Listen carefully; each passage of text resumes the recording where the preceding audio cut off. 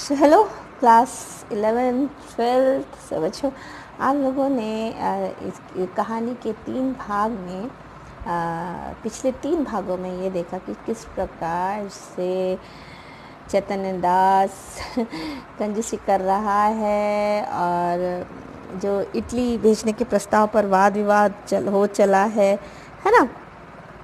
तो वो कह रहा है कि 3,000 रुपये खर्चना बचेगा तो है नहीं, क्यों खर्च करूं। उसकी बुद्धिमत्ता के प्रतिकूल विपरीत था। ठीक है, शिवदास भी जो उनका छोटा पुत्र था सहमत था कि भाई ने बचना तो है नहीं, क्यों खर्च कर रहे हो पापा। लेकिन माँ तो माँ होती है ना बच्चों। सो बहुत दृढ़ता से विरोध करे कि तुम क्या कर रहे हो, भेजो तो सही बच्चों को एक बार इटली, क्या पता ठीक हो जाएगा वहाँ पे। लेकिन नहीं माना, बहुत रोना धोना हुआ, बहुत बातचीत हुई और अंत में क्या हुआ, जब मम्मा ने शायद सुनाया होगा कुछ ना कुछ, तो शिवदास भी लज्जित होकर मम्मी के पक्ष में हो गया। ठीक है, आगे मैं पढ़ रही हूँ। बाबू साहब अकेले रह गए। तपेश्वरी के तर्क ने काम लिया। पति की सद भावों को प्रज्वलित करने की चेष्टा की। ठीक है, धन की नश्वरता की लोकोक्तियाँ कहीं। इन शस्त्रों से विजय लाभ ना हुआ तो अश्रु वर्षा करने लगी। बहुत कुछ कहा, यहाँ पे कितनी बातें की, उसके जो अच्छे गुणों की जो थे उसके अंदर उनको भी प्रज्वलित करने की कोशिश की और आपका बहुत कुछ उसने चेष्टा की। ठीक है, लोकोक्तियाँ भी कही कि धन तो नाशवाने आ जाएगा, फिर खर्च कर लो, लेकिन नहीं लाभ हुआ। तब वो फूट फूट कर रोने लगी शायद। बाबू साहब जल बिंदुओं से इस शर प्रहार के सामने ठहर न सके। इन शब्दों ने हार स्वीकार की। अच्छा भाई रो मत, जो कुछ कहती हूँ वही होगा। सो तपेश्वरी, तो कब? रुपए हाथ में आने दो। ठीक है, सो ये पेज नंबर 9 पर हमने पढ़ा बच्चों। ये आपकी कहानी नंबर 1 है, पुत्र प्रेम, जो कि प्रेमचंद जी द्वारा रचित है। सो चलिए पेज नंबर 9 पर हम देखेंगे। पेज नंबर 10 पर देखेंगे बच्चों। तो यह क्यों नहीं कहते कि भेजना ही नहीं चाहते? भेजना चाहता हूँ, किंतु अभी हाथ खाली है। क्या तुम नहीं जानती? बैंक में रुपए हैं, जायदाद तो है, 2-3 हज़ार का प्रबंध करना ऐसा क्या कठिन है? पत्नी बोल रही हैं। चैतन्य दास ने पत्नी को ऐसी दृष्टि से देखा मानो से खा जाएंगे और एक क्षण के बाद बोले, बिल्कुल बच्चों सी बातें करती हो। इटली में ऐसी कोई संजीवनी नहीं रखी है जो तुरंत चमत्कार दिखाएगी। डू यू नॉट संजीवनी? सो ये लक्ष्मण जी लेकर आए थे। किसके लिए?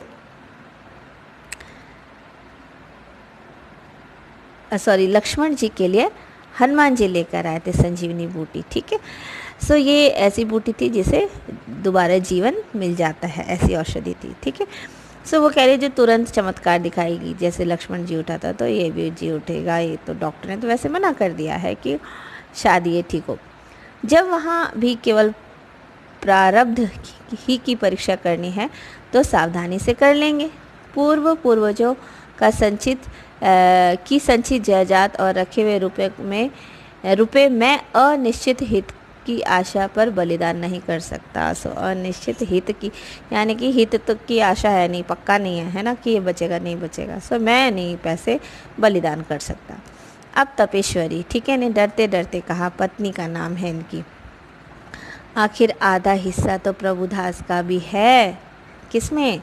जायदाद में, है ना। 2 भाई हैं, शिवदास और प्रभुदास। ठीक है, सो यहाँ पर पत्नी ने तब ये बात भी सामने रख दी कि आधा हिस्सा तो प्रभुदास का भी है ही, है ना। तो बाबू साहब तिरस्कार करते हुए बोले, आधा नहीं, उसे मैं अपना सर्वस्व दे देता। जब उससे कुछ आशा होती, वह खानदान की मर्यादा एवं ऐश्वर्य बढ़ाता और इस लगाए हुए धन के फलस्वरूप कुछ कर दिखाता, है ना। आशा रखता है कि बेटा कुछ करके दिखाएगा तभी मैं इन पर पैसा लगाऊंगा। मीन्स अर्थशास्त्री हैं, कैसे पूंजी का निवेश करना है जानते, चाहे वो बेटा हो या कोई और हो। सो भावना का महत्व नहीं है, पैसे ज़्यादा महत्व रखते हैं। मैं केवल भावुकता के फेर में पड़कर धन का ह्रास यानी कि घाटा नहीं कर सकता। तपेश्वरी अवाक रह जाती है, जीत कर भी उसकी हार हुई। माँ है ना, और माँ और पिता का हृदय तो बच्चों के लिए ऐसा होता है कि बच्चे ज़रा सा आ भी करें तो ऐसा लगता है चोट माँ बाप को लगी है, लेकिन यहाँ पर वो आवा के हैरान है कैसा बापू है ये, ठीक है। जीत कर भी उसकी हार हुई। इस प्रस्ताव के 6 महीने बाद शिवदास बीए पास हो गया, ठीक है। शिवदास छोटा वाला। बाबू चैतन्य दास ने अपनी जमींदारी के 2 आने बंधक रखकर कानून पढ़ाने के निमित्त उसे इंग्लैंड भेजा। उसे बम्बई तक खुद पहुंचाने गए। वहां लौटे तो अंतःकरण में सदिच्छाओं से परिमत लाभ होने की आशा थी। अंतःकरण यानी कि उनके हृदय में कि ओहो बेटे को अब क्या करें, इंग्लैंड भेज दिया है पढ़ाने के लिए, अब तो कुछ वकील उकील बनकर आएगा। बहुत सारी इच्छाएं थी, सदिच्छाएं यानी अच्छी कि अब बहुत लाभ होगा, पैसे बढ़ेंगे मेरे। उनके लौटने के 1 सप्ताह पीछे अभागा प्रभुदास अपनी उच्च अभिलाषाओं को लिए परलोक सिधारा, ठीक है। सो जब चैतन्य दास यानी कि प्रभुदास और शिवदास के पिता उनके लौटने के 1 सप्ताह पीछे आप अभागा प्रभुदास गुजर गया, ठीक है। चैतन्य दास मणिकर्णिका घाट पर अपने संबंधियों के साथ बैठा चिता ज्वाला की ओर देख रहे थे। अब सीधा कहाँ आ गई स्टोरी बच्चों, ये आ गई आपकी सीधा जहाँ पर शमशान घाट है और यहाँ पर इनका बेटा प्रभुदास परलोक सिधार चुका है, उसका अंतिम संस्कार चल रहा है। सो घाट का नाम क्या है, मणिकर्णिका। संबंधियों के साथ बैठे चिता ज्वाला की ओर देख रहे थे। उनके नेत्रों में अश्रुधारा प्रभावित हो रही थी। अभी पुत्र मरा है तो रोना ये ऑटोमेटिक होती है, कुछ प्रकृति होती है बच्चों, हम ठीक है। हमारी आत्मा हमें ज़रूर धिक्कारती है, कोसती है। पुत्र प्रेम का एक क्षण के लिए अर्थ सिद्धांत पर गालिब हो गया, ठीक है।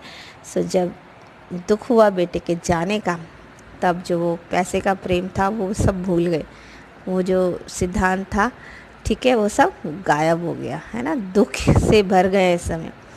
उस विरक्तावस्था में उनके मन में ये कल्पना उठ रही थी, संभव है इटली जाकर प्रभुदास स्वस्थ हो जाता। सो अब बेटा मर गया, अब शमशान घाट में, अब वो सोच रहे हैं कि शायद मैं पैसा दे देता, मेरा बेटा ठीक हो जाता।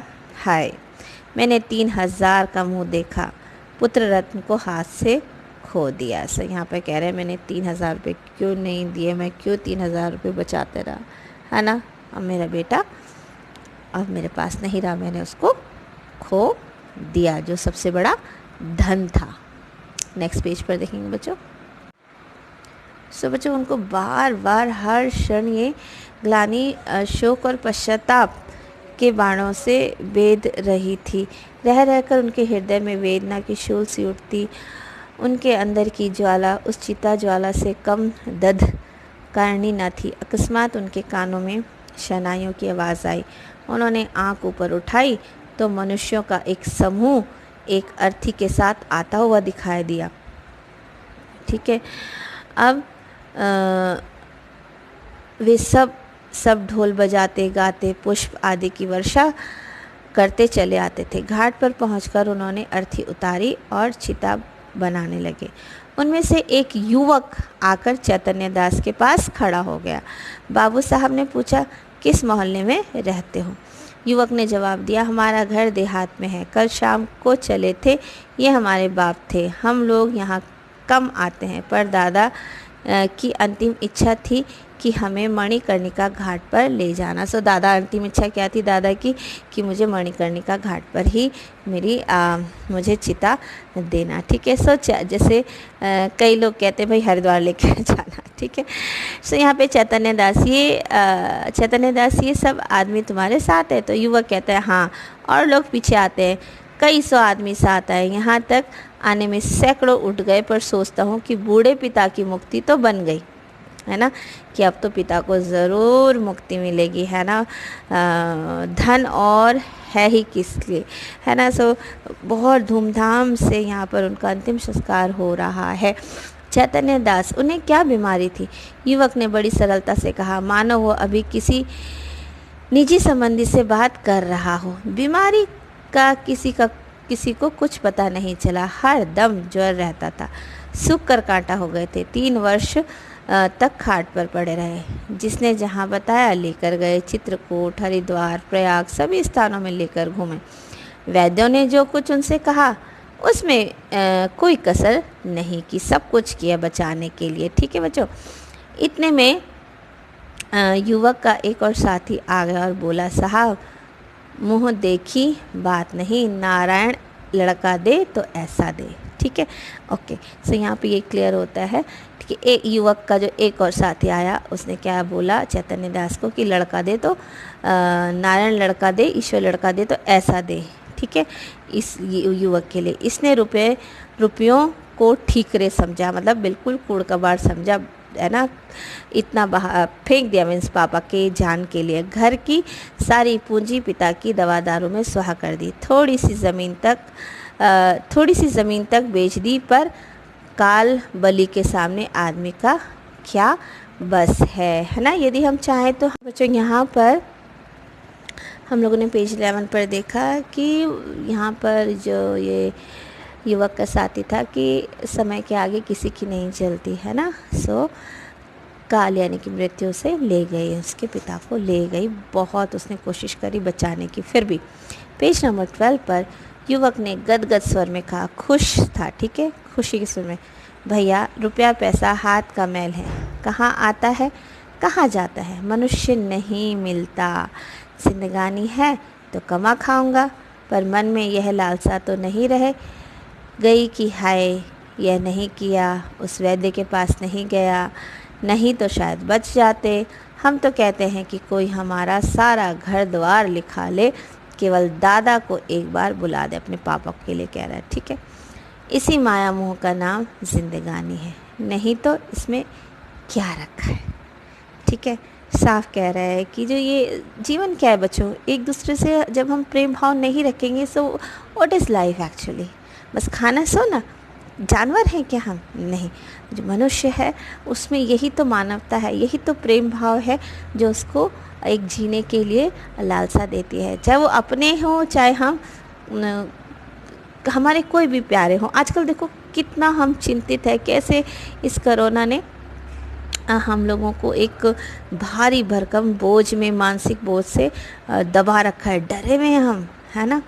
और समय ऐसा आ गया हम तो प्रेम दिखा भी नहीं सकते, मिल नहीं सकते, बात नहीं कर सकते। लेकिन फिर भी बच्चों, परमेश्वर ने हमारे अंदर केवल यही एक मानवता का भाव, एक प्रेम का भाव डाला है, और इसी का नाम जीवन है बच्चों।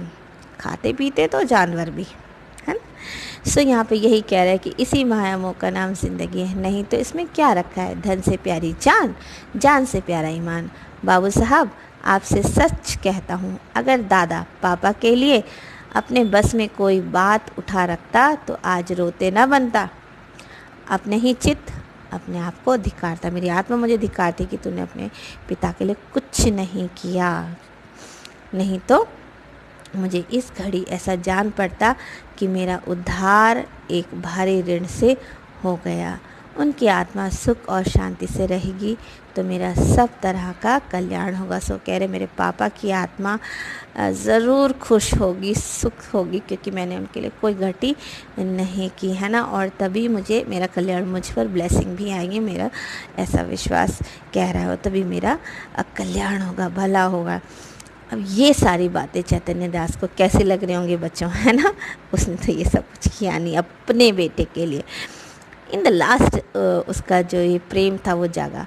बाबू चैतन्य दास सिर झुकाए ये बातें सुन रहे थे। एक एक शब्द उनके हृदय में शर यानी कि कांटे के समान छुपता था।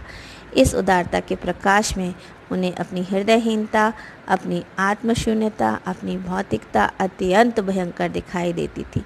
उनके चित्त पर इस घटना का कितना प्रभाव पड़ा, यह इसी से अनुमान किया जा सकता है कि प्रभुदास के अंत्येष्टि संस्कार यानी कि जो लास्ट संस्कार होता है में उन्होंने हज़ारों रुपए खर्च कर डाले। सो यहाँ पर उनका जो ये भाव था, जो एक अहंकार था पैसे ना खर्चने का, वो सब ख़त्म हो गया इस बच्चे की बात सुनकर, है ना। सो बच्चों, यहाँ पर उनके संतप्त हृदय की शांति के लिए एकमात्र यही उपाय रह गया था कि उन्होंने अपने बेटे की अंत्येष्टि में हज़ारों लाखों रुपए खर्च किए, है ना, ताकि उनके आत्मा को एक शांति महसूस हो, जो कि वो सोच रहे थे ऊपर कि काश मैं अपने बेटे को इटली भेज देता। तो ये कहानी है बच्चों पुत्र प्रेम की। आई होप आप लोग को ये समझ आई होगी, और आगे की जो भी आपका होमवर्क होगा उसमें इससे संबंधित प्रश्न और उत्तर और इसका सारांश और इसका जो चरित्र चित्रण है पात्रों का, उस आप लोगों के सम्मुख ऑनलाइन भेजा जाएगा और पढ़ाया भी जाएगा। So thank you for watching, bye bye.